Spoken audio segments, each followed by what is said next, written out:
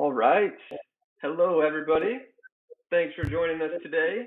My name is Mark Creamer. I work here in partner marketing at Intermedia, and we've got a special webinar Wednesday this week. You may notice, on this side, Robin Robbins, our guest presenter. You may remember her from back in June, did a session with us, and I don't think it could have gone much better. We got a lot out of it here at Intermedia. We know our partners got a lot out of it as well. So we were lucky enough to have the opportunity to bring her back and do a second session for us here to help kind of close out 2020. We usually give people some time to join and start, a couple minutes after the hour, but we've got a packed agenda, packed slide deck, want to jump right into it. So real quick, just a couple housekeeping things. You'll notice up at the top of your screen, 3 different buttons, emoji, there we go, first one that flew across, thank you. That one's working. If you have questions throughout the presentation, there's a little Q&A box right at the top center of your screen, so please submit questions through there. There's also a little phone icon, so if you have any audio issues, you have the option to toggle between audio through your laptop, desktop, or dial in through desk phone, cell phone. So without further ado, I will hand things over to Robin to take us through this presentation. It's all you, Robin. All right. Hey, guys. How are you all doing? I'm glad to see you. I know we're in Zoom hell right now. Everybody's having to do these virtual meetings, but I feel like I'm there with you. I feel like I'm here to work for you today. I'm here to deliver as much value as I can. Got some new content that I'm going to share with you. And yeah, we're going to be talking about how to sell the secret. Now, here's the thing. It is a secret. So once I tell you, I'm going to have to kill you if you tell anybody else. All right. But how do you sell UCaaS, VoIP, communication call center as a service, CCaaS, all those things faster and at higher margins. And so the thing you're going to have to know about the content today, this is going to be a little bit high level. I am taking a very sophisticated look at marketing. And I know that I'm dealing with a very sophisticated audience, so I know that you guys will be able to get this. But I just want you to know that this is a very high level, sophisticated approach of how you look at marketing. It's not as simple as, okay, run Facebook ads or LinkedIn ads. I'm really going to go a lot deeper than that and really talk about the message in the market and how do you really develop something that gives you a strategic competitive advantage in the marketplace that allows you to get more customers and get those customers at higher margins and differentiate yourself from the sea of sameness that's out there, this swath of companies out there that are trying to sell these solutions. So, please submit your questions there in the Q&A. Mark is going to help me with those, and I'm going to watch those to answer any questions you have. And I'll hang around to the very end to answer anything that you have. So let me start out really quick to tell you what we're going to be covering. One of the things that we are going to work on is the single most powerful secret to making your marketing and advertising produce more leads and opportunities. And this is going to be a messaging approach of how you're positioning what it is that you sell and how you're communicating with your prospects. Also, how to build that list of hyper responsive prospects who want to get your marketing messages, who want to hear from you, how to get in on and win opportunities long before your competition even gets a swing at them, before they even know they're happening, and eliminate or reduce price sensitivity. So when you're actually closing sales, it's easier. And here's something worth noting, and that is if your sales process is really difficult and you're getting pushback and you're getting sort of screened and blocked, if you're getting price resistance, if you're getting prospects that go dark or that you feel they're not giving you all the information you need to really help them, then those are all signs that your marketing is not working or there's holes in the marketing bucket. Because if the marketing is doing its job correctly, it should be positioning you as a trusted advisor and as somebody who can get a result in a business, not just as another phone system vendor or another IT company or whatever, right? So we're going to cover all of this in today's session. And, really brief. And I'd just be curious if you have, I know you've got your emojis there, so maybe you can do an emoji. How many of you, let let's say, have never heard of me before, and I'm going to ask for some thumbs down right now. And I'm not going to take it as you're booing me, but if you've heard of me, give me a thumbs up. Oh, I look like I'm getting booed. Okay.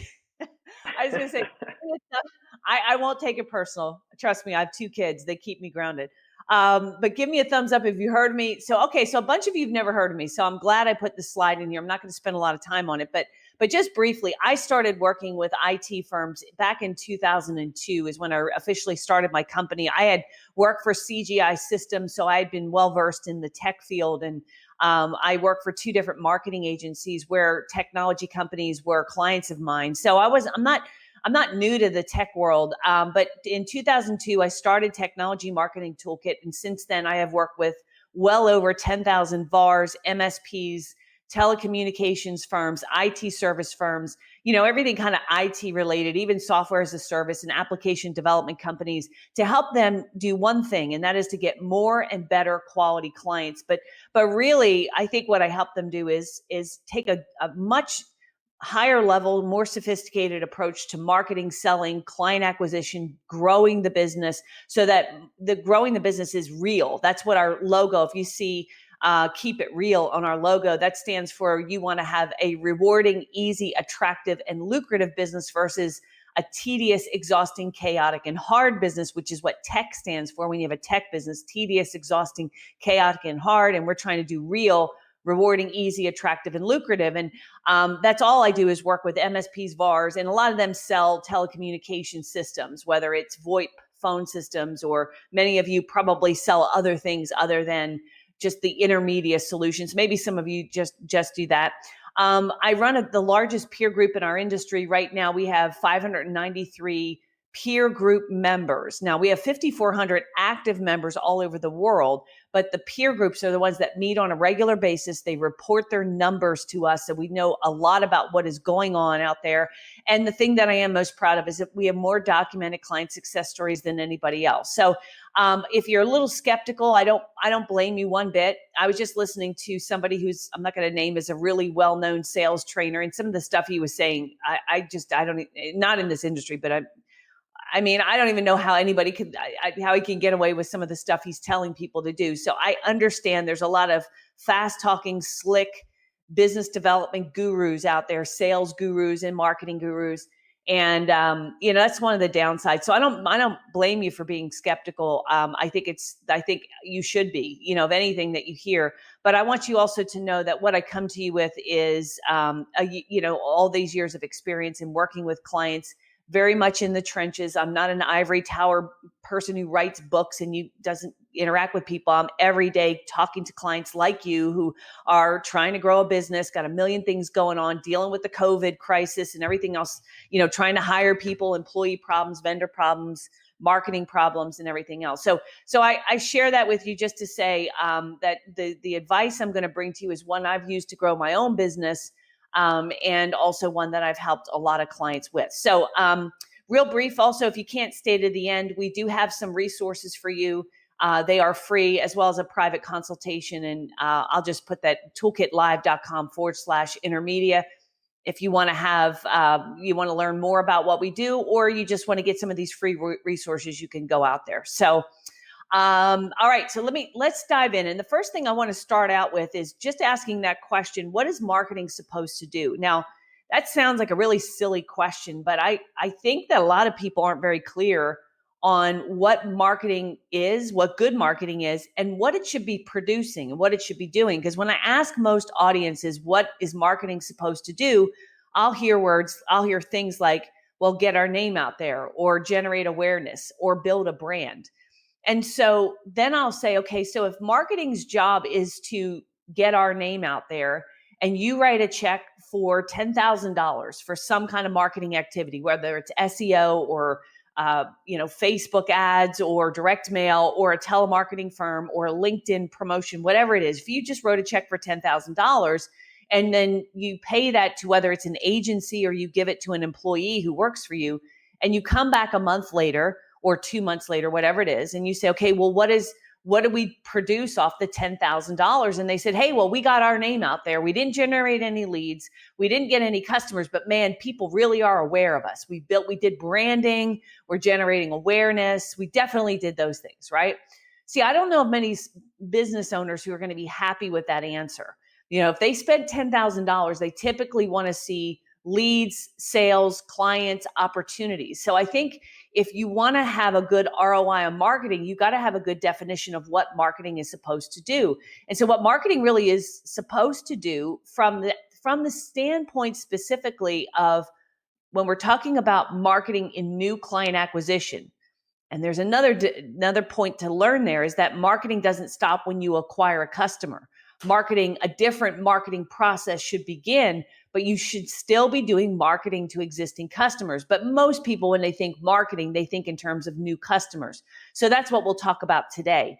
And today, when you're trying to attract a new client, marketing should facilitate and accelerate the sales process by, one, attracting sweet spot prospects, then pre-selling them and predisposing them to do business with you, which means that the marketing lines up opportunities for your sales team, and it should make and facilitate the sales process, making it easier. So really quick, I want to define what a sweet spot prospect is because, again, this is an area that I think all of you we're year end, and sometimes it's good to take a fresh look, but I think you should really define what specifically is a sweet spot prospect for you. And for my definition, it's a prospect that has the ability to buy what you sell. So they can afford it. They have a need for it. The second thing is they have the willingness to buy what you sell, because really all sales, they have to have the ability and the willingness. So ability, we can target the right people knowing that they have the ability. So, if you're selling and you want to get to larger organizations who can write big checks, well, then you could just target larger organizations. So we know they have the ability. Now, the question is willingness. Are they willing to buy? And that's what marketing's job is to do is, first of all, we want to make sure we target people with ability and then use the marketing messages and communications to get them willing to buy. And then the third characteristic is what would make them good, long-term productive, who has the characteristics that would make them a good long-term productive client for you. And that might be different for everybody, but you want to make sure that you're not getting a bunch of clients that are annoying and that you don't like and that are irritating, right? So when we actually get back to what should marketing do, for one, it's got to capture the attention of those sweet spot prospects, not everybody. And this is a really key thing, because the big mistake a lot of people make in marketing is they look at a campaign and they go, well, nobody's going to read all that information or that won't work. But the thing is, what they're trying to do is appeal to the lowest common denominator. And that's not what we're trying to do. We are trying to appeal to a very specific prospect. And so you've got to be really extremely clear on who you want to attract as a customer before you can design a marketing campaign. And again, most people that I talk to, they're all over the map. It's like, well, anybody with my clients will say anybody with 10 to 100 computers. Well, that's ridiculous. Like in Chicago, or if you're in Nashville, which isn't even the biggest city in the country, but there's 37,000 businesses that meet that criteria. So, there's no way most of you, they're not all going to be good customers. So you don't want to market to all 37,000. And, we want to make sure they're going to be a right fit for you. So you got to get really, really clear on who that is. The second thing is we got to speak to the specific needs and desires or the hot buttons of your sweet spot prospect. Like, what do they think about? How do they articulate their problems? And we're going to get into that. We also need to facilitate the prospect's natural information gathering and decision-making process. Now, this is key. We want to facilitate that. Now, you might say, well, of course, that's obvious. But if I went to your website right now, if I looked at your brochures, if I looked at any outbound marketing campaigns, if I did an edit of that, I guarantee you that most of you would be violating this, that you're not providing any means of information gathering and decision-making information. You're not advertising that, so they can't use it. And again, I'll show you examples in a minute, and that'll clarify this more. And it should lower the risk of engaging with you. So marketing's job is to get somebody like a shy yes, a shy maybe is really more, where And this really is the cornerstone of lead generation, because lead generation marketing is not about trying to get someone to buy your UCaaS solution or call center solution or your voice over IP or whatever.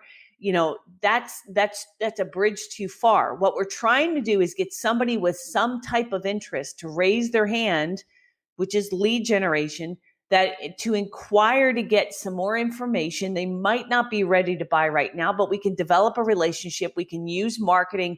We can use automated marketing systems for follow-up, for drip marketing, and that when they're ready to buy, they think of you, and they think of you first, and they've already established a relationship with you, so they're not out there price shopping. Okay. So Mark, so far so good. I'll just check in real quick. I don't know, questions or just comments. Do you have anything? Nope, not yet. We are good. One question, we get it all the time. Will we get copy of the slides or recording? Yes, we'll send that out after the webinar. Okay. All right, cool. Okay, one thumbs up. That's good. Okay. All right. So let's I got a couple more. Cool.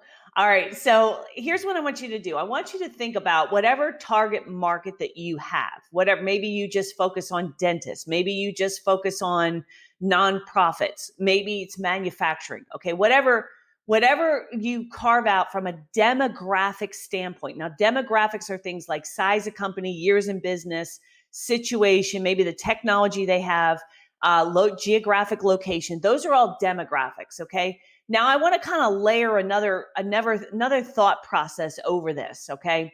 And that is, if we broke down that target audience that you're trying to get to as customers, and we said, all right, the vast majority are going to fall into, or all of them are going to fall into one of these sort of buckets. And one is unaware. And what I mean by unaware is that they aren't aware of you. They don't know that they have a problem. They're not shopping right now. And that's probably the majority of the marketplace. Then the next is problem aware, where they know they have a problem, but they haven't figured out a solution yet. One is the next level down is solution aware. That's where they're shopping for you against somebody else, or one solution over another. And then aware of you is they have a problem. They are looking for that solution, and they know about you. And that's the tightest of all. So when you think about your audience, everybody's in one of these areas, and it's a moving parade. Let me make sure you understand that it's a moving parade. So somebody who's unaware and had no idea that their current phone system totally sucked, all of a sudden COVID hits, everybody has to go to work from home. So they go from unaware to screaming into solution, like they're looking for solutions. So that sales process happened really fast. Sometimes it happens slow. And then maybe they bought from you. Maybe some of you sold phone systems or some kind of a unified communication system to somebody to help them continue to work during COVID. Well, now they're back at sort of unaware. What I mean by unaware is they don't have any problems, because they already bought a solution. They're happy with it. Okay. So if we look at this and we say unaware is that's the majority of the marketplace, they might be able to benefit from your solution, but they are not aware that they have a problem, or they might not need it. They may have just bought a solution and they're happy with it. So they're unaware of any problems they have.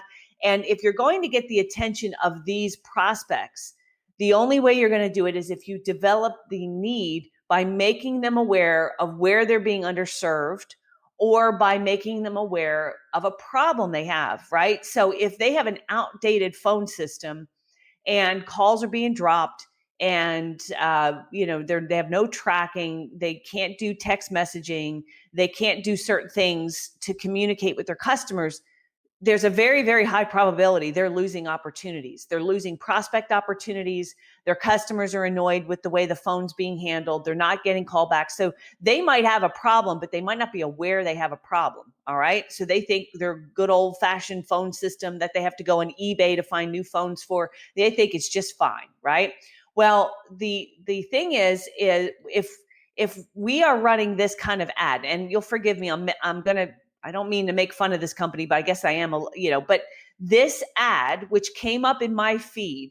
So I'm a business owner. I saw this ad, and the offer is buy one phone, get one free, right? Buy one, get one free IP phone. All right. Now sounds like a good offer, but if I don't know I have a problem, if I think my phone system is fine, that's what they say, I have no perceived need, I'm going to ignore this promotion. No matter how great the phone, no matter what the discount is, it doesn't matter because I don't know I have a problem. All right. So now let me give you another ad that would work for those who are unaware but have a problem. Okay. So this is an ad that I lifted sort of working off a colleague of mine. His name is Jay Geyer. He runs the Scheduling Institute. Basically, what he does is he works with dentists to fix the way their phones are being answered. So all this data is 100% correct. And the ad says the marketing blind spot that causes 97% of dental practices to lose $10,000 to $50,000 every month in new patients. After evaluating 12,617 dental practices, we've discovered a grossly overlooked marketing failure that cost dentists thousands of dollars in lost opportunities with new and existing patients. Discover what it is and how to fix it in this brand new report. Now, if we wanted to sell a client a communication solution, a phone system, something, and they were unaware that they had an old phone system that was not serving them, we'd have to run an ad like this or similar. In other words, we would have to highlight the problem. So like, for example, in a dental office, a lot of dentists, they want to, like prospects, they want to get a text message on their phone. They want that email to go out, some kind of a text message to go out, maybe an automated phone call confirming appointments. Like all of that can be built in using technology. But if I'm just using my old phone system, there could be patients calling in and getting voicemail and hanging up. We're not reminding patients that they need to come in for their routine visit.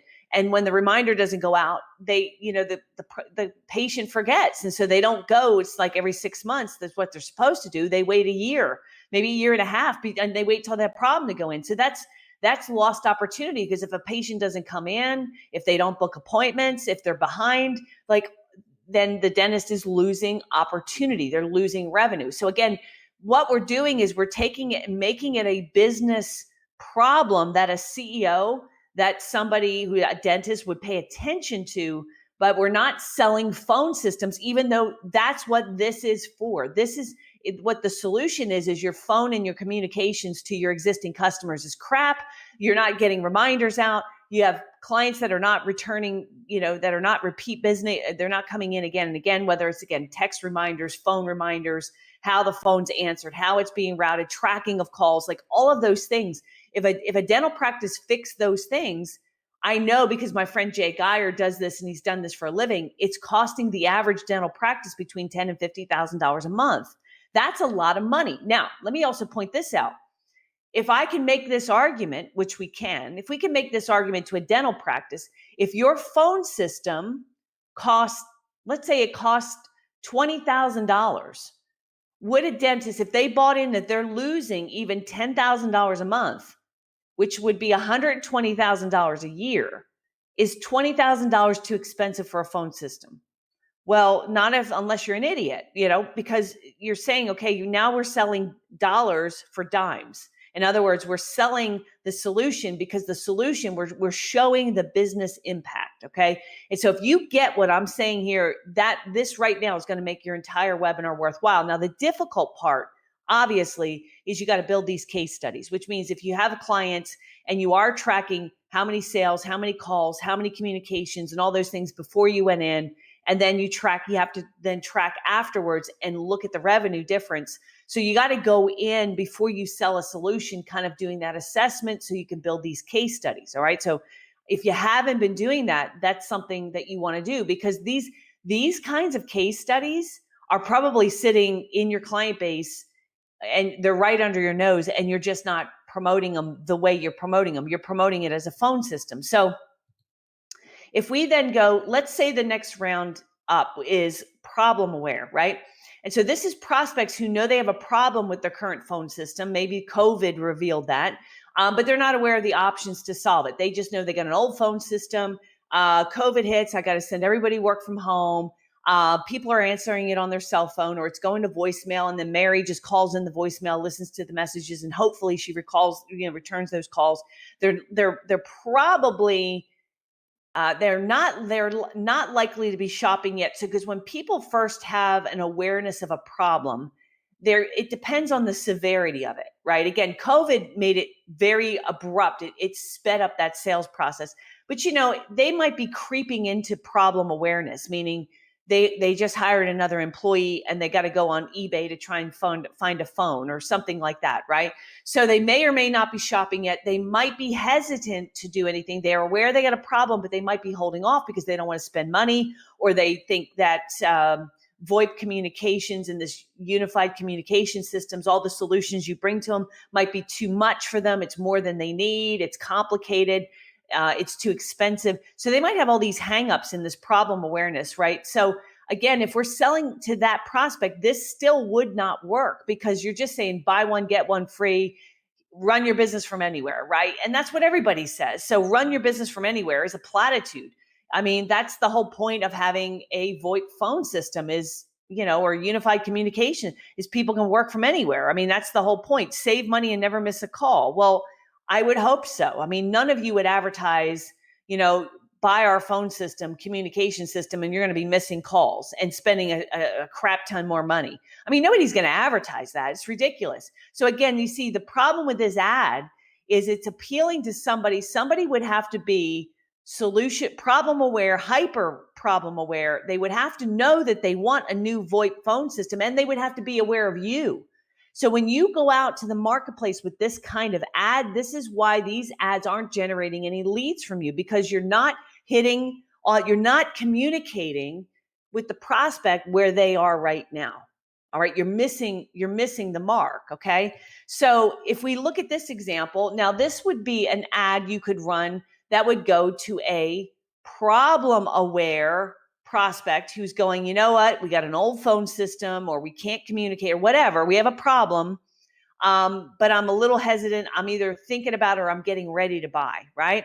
And so this one says, are you looking to replace your old phone system but worried about cost, call quality, and making a bad decision? Which cost and call quality are the two big, and complicated systems, right? Making a bad decision, meaning it's going to be complicated, it's going to be difficult, right? So our free guide will arm you with 7 critical questions you should ask any phone salesperson or IT provider before signing a contract for a new VoIP phone system. Now, again, guys, this is just an example. Fill in the blanks. You got to get the idea that, whether it's a call center solution or it's a unified communication or whatever it is, the idea is that it's the buyer's guide, right? So this is an example that would work for a problem-aware prospect who is kind of getting ready to buy. See, this would generate a lead. And if you generate a lead when the prospect is just starting to look, see, I'm fulfilling on my promise earlier.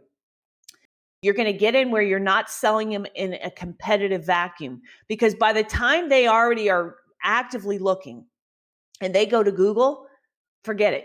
If you go search on phone system on Google, none of you guys come up. That's because you're going to have Nextiva, you're going to have Ring Central is the big one, AT&T, whatever, whoever's in your area, they're going to crush you because the money they're spending, there's no way you're going to even be able to get them to the top search engine results. You're dead, right? But if we can run these ads to a very specific group of people who meet our demographics as a sweet spot prospect, and we don't know if they are problem aware, so we don't know where they are, but we start running these kinds of ads for free information, that's when we're going to generate leads, and we can get in while they're just starting to be open to thinking about it, or maybe even before they're thinking about it, like my last ad example. And now we have a lead. Now we know about their phone system. Now we have a relationship, and now we can sell that prospect before they go to Google and get a competitive bid off of 1,800 other options that are out there. Okay. So that's a hot mess. We don't want them to do that. Right. So then if they're solution aware, these are prospects who are problem aware, which means they know they want a new phone system, and they're actively looking for, some sort of solution there. And they would be comparing the Intermedia or whatever system, that's whatever the system solution that you're selling against other ones. And then once we get there, now we get into aware of you, where those are the best prospects because they know they have a problem. They are looking at solutions and they're aware of you, and you get a swing at bat to take them. So just to summarize, the unaware and problem aware, see, that's where lead generation marketing should happen. And what we do not want to do is advertise, we got phone systems, 2-for-1 deals. Like, that's not going to, for an unaware prospect who doesn't know they need a phone system, or a problem aware who's not quite ready to buy. See, the problem is they're not going to respond to that because they might, well, yeah, we need a new phone system, but I'm not ready to buy yet. So they don't respond to those ads. So they noticed you, they thought about a problem, but they didn't respond. And that's because the ad is like 2-for-1 phone systems, or we got great phone systems, or get a quote, or get a demo. Well, they're not ready. They're not ready yet to do that, right? So that's why we use free information. Down here, once they're solution aware, that's where your sales process kicks in. That's where we can offer a 2-for-1 deal. That's where we can offer a demo, right? And so most marketing campaigns fail because they don't talk to the specific needs and desires, the hot buttons of your prospect, of that sweet spot prospect, and they don't get their attention because they're full of platitudes, they're vague, they're general. They don't make you the obvious choice, right? And they don't give a prospect a non-threatening way to respond by getting some kind of free information. So I got a little pop quiz, and you can put this in the, maybe you can sort of do a, in the question. Mark, what do you think in the questions? I mean, we can have them do it in the chat if you want. I can look at attendee chat. Yeah, the attendee chat responses would be a great way to go. Okay, so put this in the attendee chat. How does a prospect articulate their need, their problem, or desire when they first come to you? What is going on? And then what situation prompts them to start looking for what you sell? So go ahead and put that in the chat. I know there's a little bit of a delay. So I was talking to Jeremy at Harbor Networks, which is one of the Intermedia partners, right? And one of the problems, he said, is, of course, the remote workers, like people having to move offices, not work in their offices, downsizing, right? Some kind of system is down. I need to work remote. I got an old phone system, right? So yeah, I'm seeing like broken PBX, system is down. I'm losing calls. The phone system is old, right? So if that's the case, right? So I'm starting to see this, like those are the problems, right? So the question is, if I went to your website, would I say, are you a business owner that has an old phone system that's losing calls, your system's constantly going down, and you're ready for a system that works or something, right? Something to that effect, right? Probably not. If I went to your website, it would probably just say we do phone systems or something similar, right? So here's an example. Like, again, I'm not trying to be hurtful to this company, but if we look at this and it says 50% off VoIP services, see, a prospect would have to be ready to buy or very nearly ready to buy, already know you, already like you, already trust you to respond to this web page, because that's what this is. ABC phone systems, unbeatable, reliable, always local support, right? 50% off. So again, this prospect would have to be ready to buy. This doesn't generate a lead. So this is ineffective from a marketing standpoint, because who else can say this? Who else can say unbeatable reliability? Who else can say local support? And it's going to be you guys doing the support, right? Maybe that's one that they got you on, right? But like, look at quality, reliability, scalability, bandwidth, stability, support. See, like those are all, I would hope so, responses. In other words, everybody can say that, and they do say that. So there's no differentiation, and it doesn't address any hot buttons. And all they have is, if I want to get 50% off a phone system, fill in the form. Well, it's like, whoa, slow down, Brushfire. I don't even know if I need a phone system yet. I don't know what I need. I don't want to fill in a form because I'm not even sure. So that's where buyer's guides and information guides and webinars and videos come into play, right? So let me show you another example for IT. Okay, so for a marketing fail for IT, if we were selling just IT services, if you look at this, complete computer services, our managed IT, backup, disaster recovery, networking, phone system, cybersecurity, cloud computing. We do it all from computer repair. So who is this for? Who do they do it for? It doesn't say. And prospects need to see themselves in the ad. They need to know that you will do that for them. Why should I care that you do this stuff? Who else can say these things? Well, everybody else can say these things, right? What conclusion do you want me to draw? And if I'm not ready to make a move yet, how do I engage with you? See, I don't, because it's just when you're ready to buy, call us. So I don't build a list. So that's what lead generation is. It's building a list. So I don't build a list. I don't get any leads. Okay. There's no differentiation. Again, if I already have an IT company, why should I call you? I don't know if you're going to disappoint me like the next guy. So I'm not even sure. And if I'm interested and I'm in the information gathering stage where I'm trying to decide, are you for me? Are you not for me? Do I need this? Do I not need this? Right? That information gathering phase, I don't have any way to gather information. Go to your website, but there's no free report. There's no checklist. There's no video. There's no webinar. There's no nothing. There's nothing. There's no buyer's guide. And so you got to have that. So this is another example. So if we look at this, up to 68% off. And see, here's what, it's funny to me. People tell me people are price sensitive, right? Well, if you're running ads where it says 60% off, buy one, get one free, 50% off, you're going to attract price shoppers. See, that's the bait you're putting out there. You don't put cheese out and expect a deer to show up. Like, you're going to attract mice. If you put cheese out as a bait, you're going to attract mice. If you want to attract deer, put rose bushes in the front of your yard or hydrangeas, and you could see I have nothing but sticks sticking up in my front yard because the damn deer keep eating all my damn roses, right? So, but the point is, you got to put the right bait for the right type of prospect. And if your ideal prospect is somebody who does not shop on price, then you don't want to be advertising 2-for-1 deals or 68% off or cost savings, because that's who you're going to attract. If you want to attract a buyer who says, you know what, I'm looking for someone who's going to do a great job, then you got to make sure in your advertising, you differentiate and say, there's all these people claiming cheaper price. They're going to save you money doing 2-for-1 deals. But how good is that deal going to be when your phone system won't work and it constantly goes down and you got crappy, poor quality and you don't have support and you can't get anyone, right? See, that's the ad I'd be running. That's the website copy I would have, right? If I wanted to not sell on price. All right. So I hope this is landing. Now, if you look at this, this is another ad. I covered up the name of the company, dedicated to giving its customers valuable, cost-effective turnkey solutions.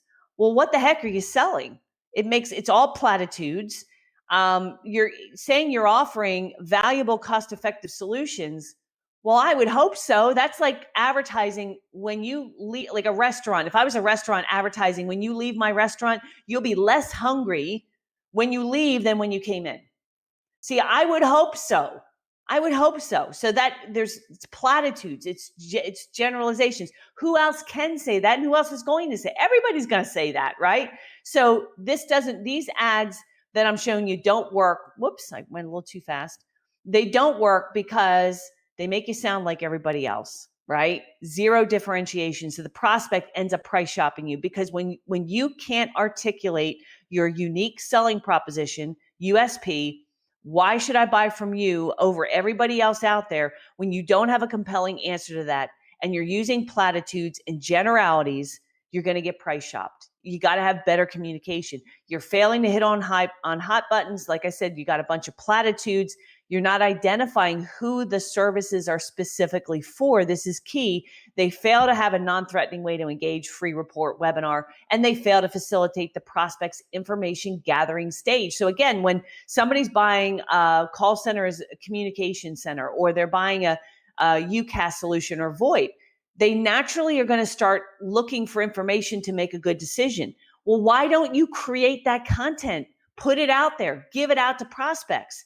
That's a non-threatening way they can learn. You can educate them. You position yourself. You can set the buying criteria. Check that out. Super cool. If you did a free report on I'll just use dentists, what every dentist needs to know before buying a phone system for your dental practice.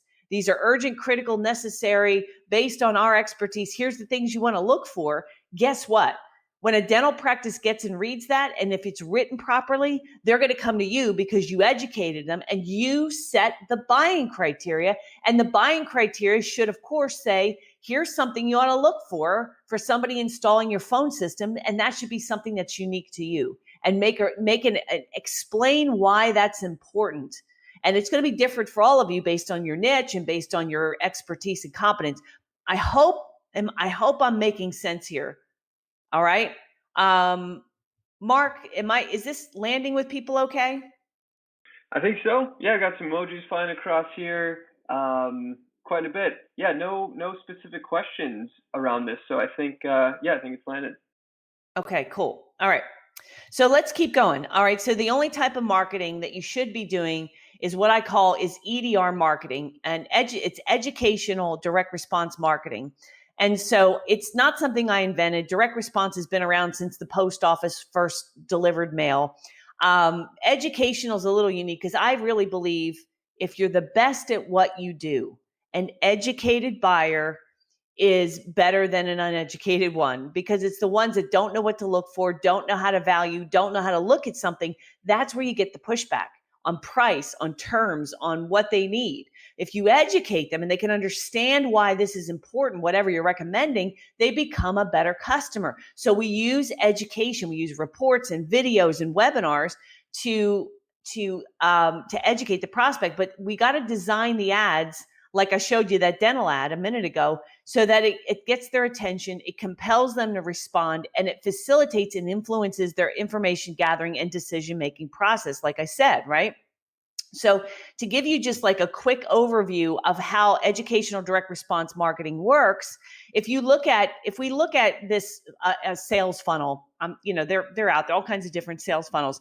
And so what we're doing with marketing is we're marketing out there to cold suspects. So they don't know you, they don't like you, they don't trust you. And what we're trying to do is start some sort of relationship with them. And so if you think about it, even your best friend, your spouse, at one point was a cold suspect, right? Maybe she still is. That's another problem. I don't get in. That's not about today's webinar, but we do websites, search engine optimization. We do pay-per-click. We do telemarketing. We do LinkedIn prospecting. We do canvassing, telemarketing. We do Instagram, whatever it is, right? Trade shows. We do all of this marketing to try and generate a lead. Somebody raises their hand, shows interest. So that brings them into the funnel. When they first come in the funnel, they're what I call a raw lead.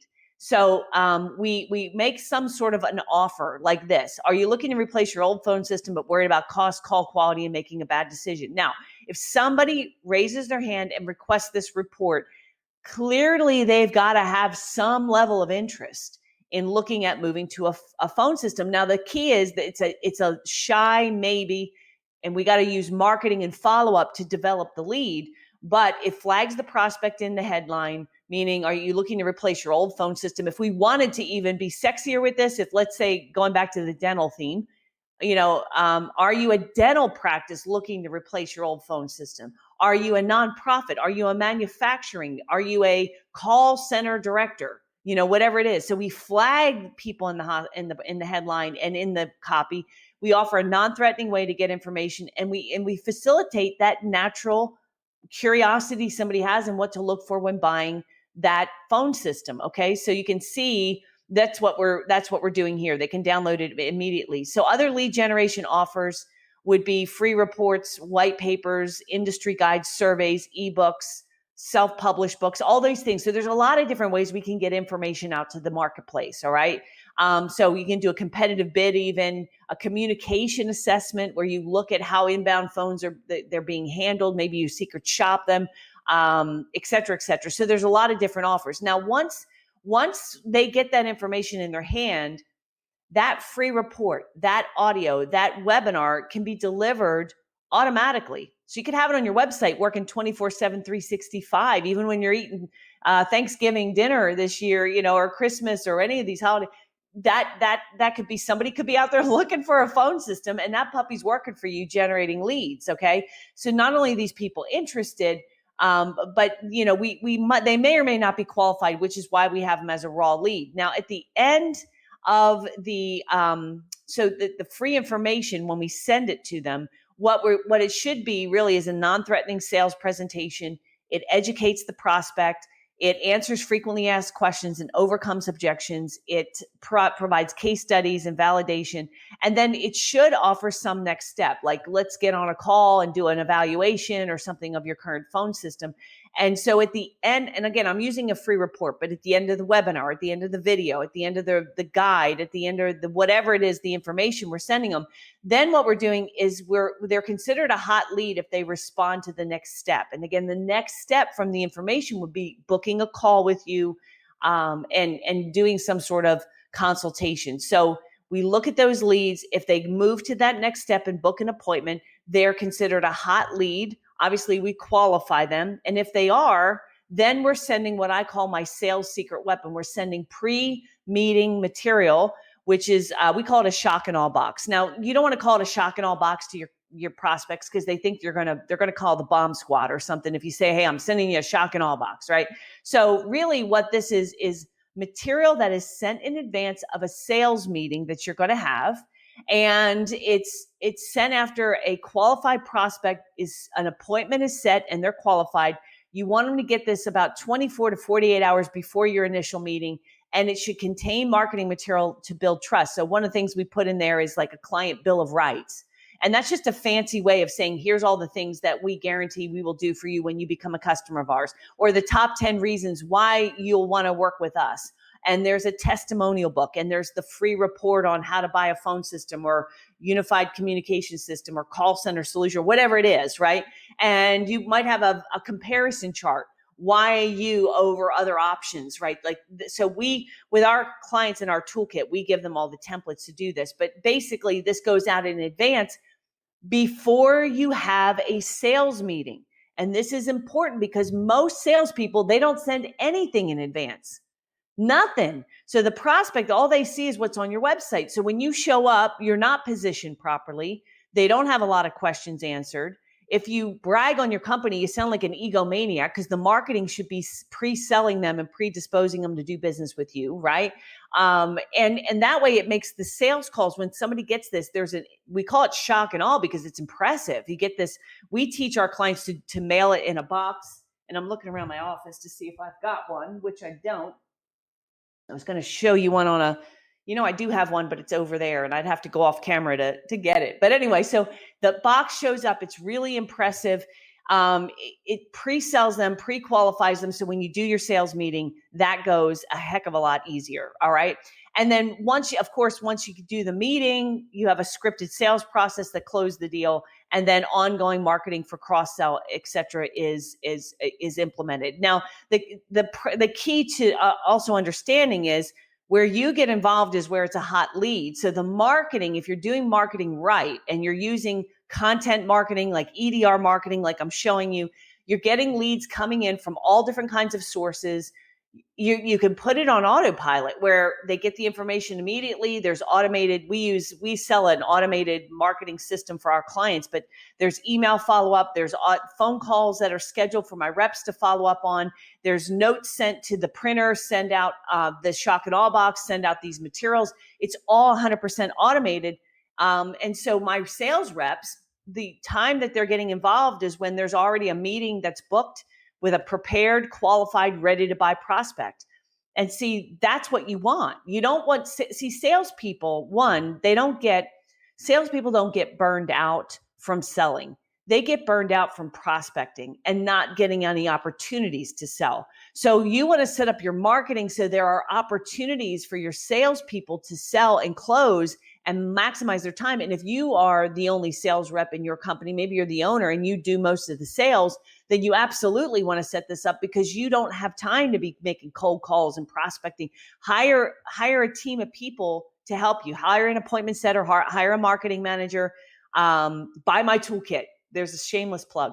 So you get that in place, but that way your job is you go in and meet with these prospects and do the diagnostics and do the consultation, make the recommendations and close it. And if you do the EDR marketing, like what we're talking about, and you use the education in advance, they're going to be a lot easier for you to close. So again, the objective of marketing is not to just generate leads by whatever means that's available. The objective is to get a properly prepared, pre-sold prospect to you that is predetermined to buy only from you. Okay. So again, that's what the marketing is supposed to do.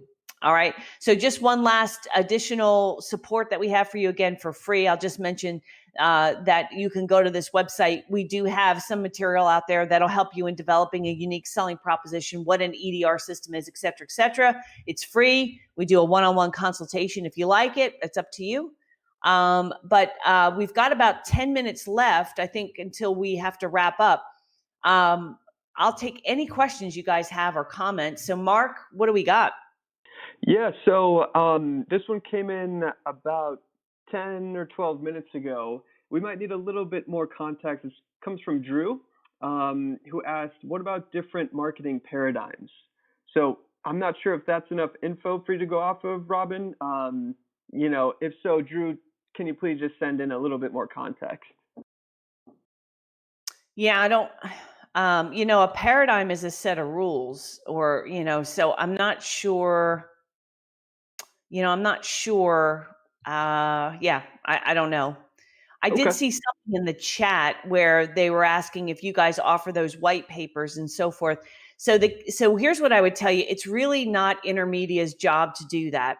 And with all due respect to me, I'm sure that they provide you some because they're trying to help, right? I get that. But so part of what you've got to understand is you talk about a paradigm. You got to change your paradigm of what your job is and what you sell. Because if you think I sell phone systems, well, now you're a phone system vendor and you're selling essentially a commodity. And I don't mean that to be hurtful. I'm not saying that, you're not like a gallon of milk, but in reality, it's a heavy, heavy competition. And there are a lot of good providers out there, right? So if you position yourself as somebody who sells a phone system, you're going to be pushing a rope uphill, fighting over scraps. You're going to be constantly dealing with price sensitivity. If you elevate your consulting practice to one where you are helping people get more customers and increasing customer satisfaction or getting other business results, see, that's where you're going to get paid more money. All right. So Intermedia can't necessarily create these templates because it depends on your personal expertise. And let me give you another example. So I mentioned that we sell a marketing automation platform. Now the platform that we use it's a CRM marketing automation platform by Infusionsoft or Keep. Okay. Now we resell that software kind of like you guys resell Intermedia's products and services and solutions, right? Now, what we don't do though, is we don't go out to MSPs and say, hey, want to buy a CRM? Want to buy marketing automation? We don't do that. So what we advertise, if you go to my website, you're going to see it's all about, we're going to help you get more and better quality clients. I'm going to teach you about lead generation. I'm going to teach you how to build a list. I'm going to show you how to use EDR marketing. And then once you know how to do that, and I get paid to teach that, then it becomes obvious, well, hey, I need a CRM. I need a marketing automation platform to pull this off. Oh, by the way, we happen to sell it. You see what I mean? So I don't lead with the technology, because if I led with a CRM or if I led with a marketing automation platform, a lot of our MSPs go, I don't need that. And they do need it because they have nothing. They don't know how to build a list. They have no way of segmenting or communicating with their customers. They have no follow-up systems. This is costing them hundreds of thousands of dollars every year. But I can't, if I go out and just try and sell the technology, they're unaware. They're problem aware. Maybe like, hey, yeah, I know I need to get better marketing, but they're not thinking, hey, I need a CRM system to solve this. So you see, I got to talk to them about the end result first. And by doing that and getting paid to even doing that consulting, then the technology, it's a no-brainer. They automatically buy it. Like 78% of our clients or 80% of our high-end clients, they all buy it. Because they get it. They say, hey, I know how to get better clients. I need, like if we're selling phone systems, I know I need to have a way where phones are answered live. I need to have tracking. I need to call record. I need to spot check for quality. I need to have phone scripts.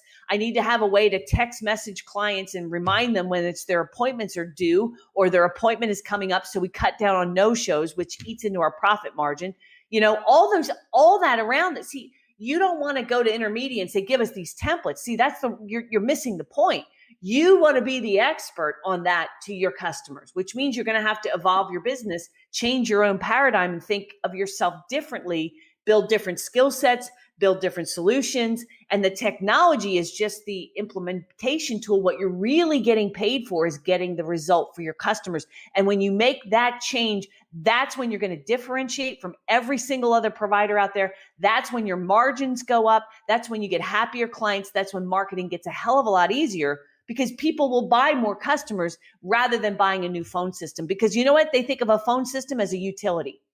That's what they don't look at that phone and say, that is a core component of our marketing. That's a core component of repeat business and referrals and sales. Like they don't think that way. You don't probably think that way. And so once you change that paradigm and you say, they're not buying this to have a phone system, they're buying this for these purposes. And so you've got to talk to customers about that. And again, that's where differentiation comes in. That's where higher fees come in. That's where you're not going to deal with price sensitivity. That's when you're going to get invited in more doors rather than just knocking on doors going, hey, we got a phone system or a call center solution or a unified communicate. See, like until they really know that's what they want, you're not getting invited in. Yep. Well put. All right, well put. Mark. Got All a right. couple more that have come in. This is an interesting one from Naresh. So it's about how to revive cold leads, and an interesting angle, especially during COVID. Many business prospects have put off decision making. So reviving cold leads in that sense. Well, since it's a lead, you're saying cold lead. So reviving, you say revive and cold lead. So I'm going to go under the assumption that these are people that showed interest before, but have not bought. Okay. So if they have shown interest before, they were aware of a problem, they were aware of a solution, and they were aware of you, right? So we're hitting all. So for those, we could go back to them and then we could do something like the offer of the buy one, get one phone, or not that I'm saying that's the best offer, but I'm just saying we could go back to them with, if you want to upgrade your phone system by the end of the year, we're doing a special or a promotion to deal with further shutdowns that might be happening and lost, if you got to get a handle on this. So in that case, I think you could go back with some kind of year-end promotion saying, do you know you need to get an upgraded phone system, and do you want to spend some reserved cash to cut down on your taxable income? I'm doing a special by the year end. So I think I would do some kind of an email promotion like that. Yeah, totally. And, kind of to a point earlier, the long-term applicability of this stuff, these solutions are really for the long term.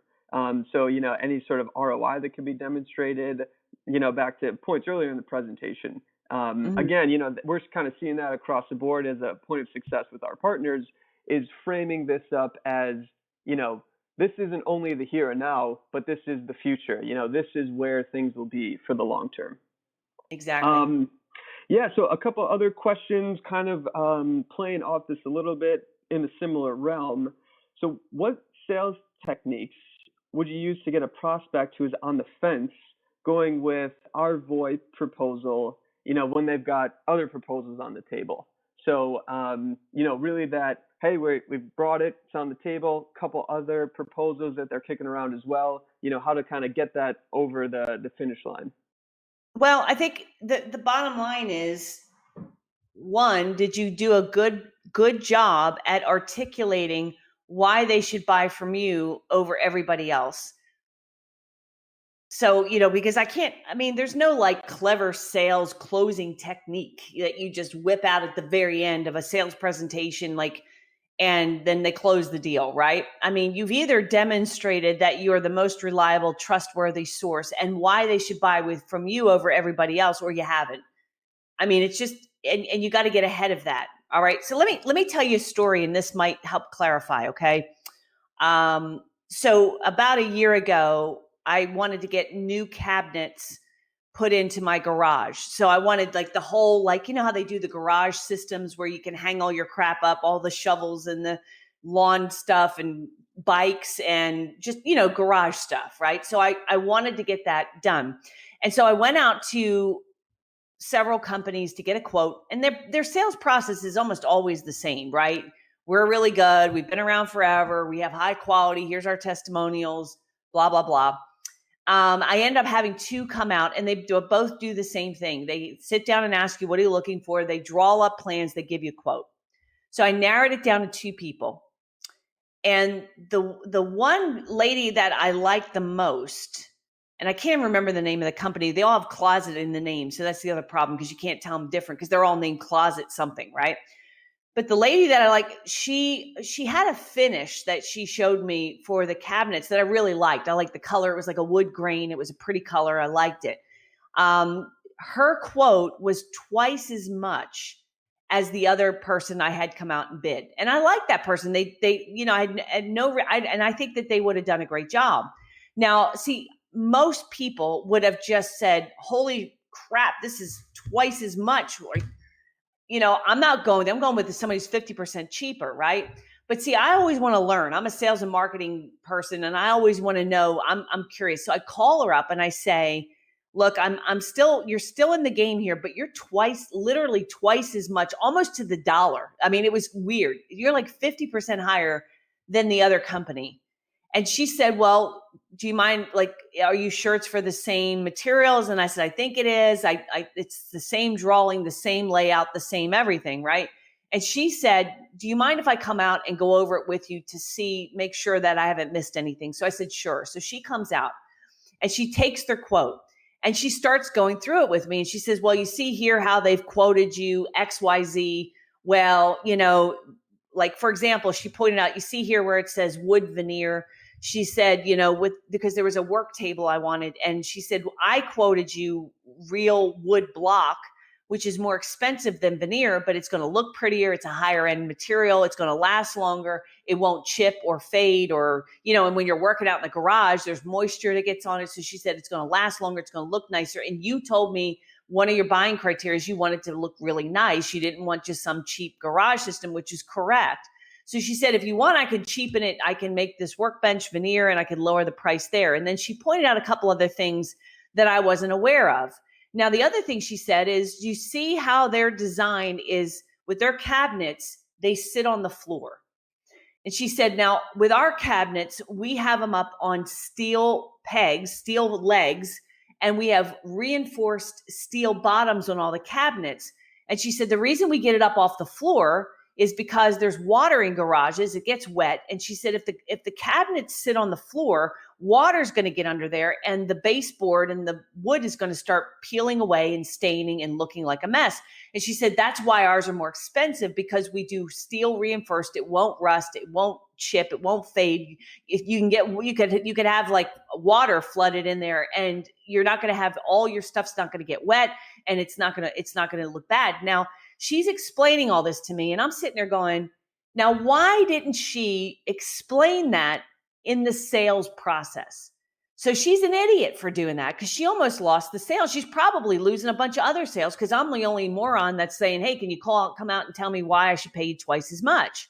And you know what? I end up going with her because all the things she said made sense. And I liked the finish, and they did a great, and I was very happy with the job. But knowing she's going to be more expensive than her competitors, she should get ahead of that in the sales process and say, look, I know you're probably getting 2 or 3 other bids from other people. I would too. Don't blame me one bit. But before you look at the price, let me explain what you need to look for, because our prices are going to be higher than everybody else. But let me explain why that is.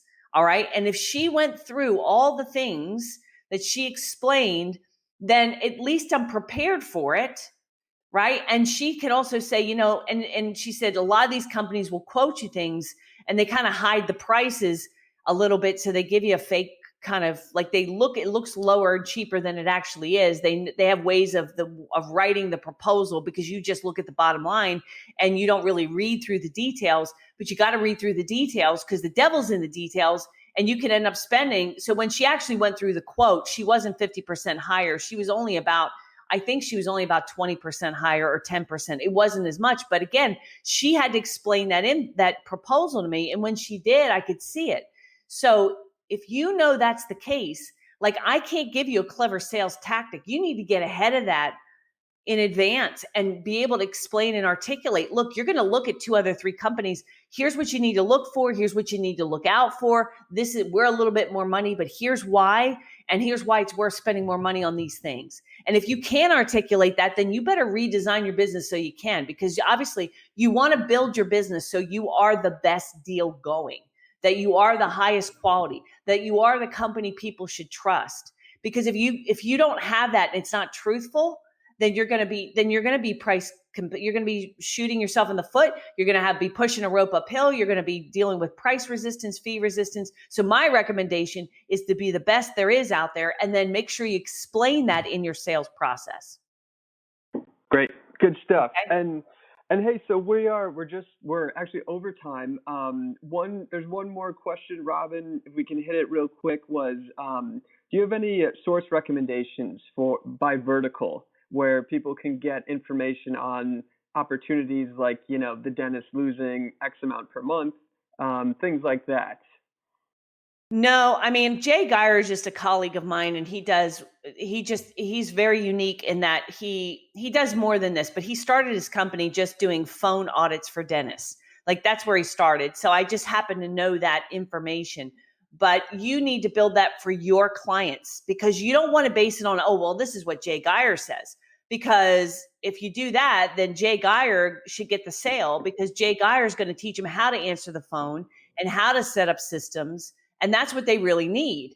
And then they might realize they need a phone system to back it up. So you don't want to go out there and get any random information. You want to start looking at your customers and looking at the KPIs that you're impacting as you go in. Like, if you look at my website, all the testimonials that are out there, the reason is we go in and we survey them. What are you doing for marketing? How many leads are you getting?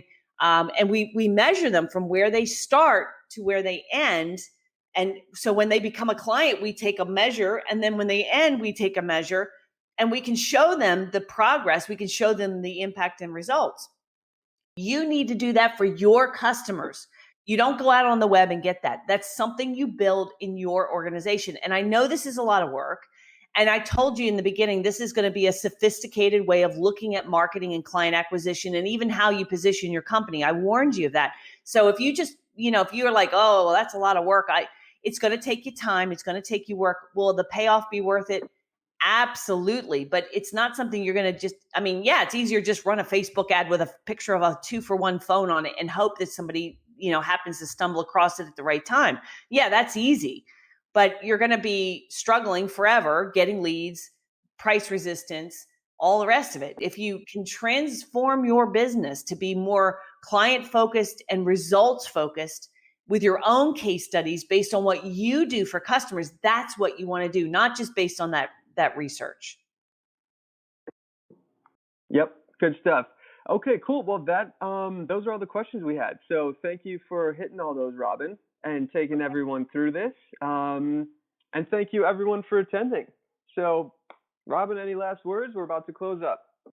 No, I just want to say thank you to you guys for having me. I would just, if you like this, if you want to do, want to discuss this topic further, it's a pretty sophisticated topic, get with Mark and team. But again, I hope I was useful. I hope I maybe made some light bulbs go on out there. I just appreciate the opportunity. But yeah, let me know how else I can be of help. All right. Good stuff. Thanks again. And everyone, enjoy the rest of your week. All right. Thanks, everyone.